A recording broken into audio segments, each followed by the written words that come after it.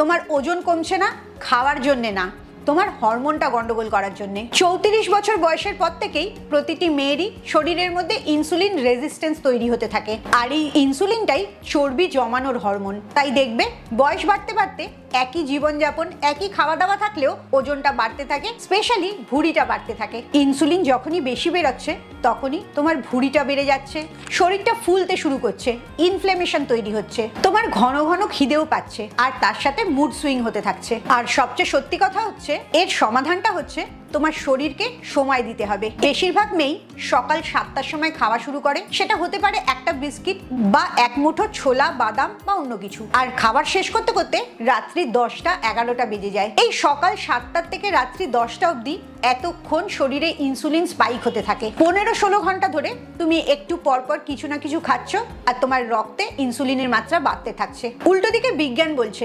ইনসুলিনটা যত কম থাকবে তত ভুঁড়িটা কম হবে। একটা স্টাডি হয়েছিল সেল মেটাবলিজম অ্যান্ড হার্ভার্ড হেলথের, সেখানে দেখা গেছে যখনই তোমার ইনসুলিনটা ড্রপ করছে তখনই তোমার ফ্যাট বার্নিংটা বেড়ে যাচ্ছে।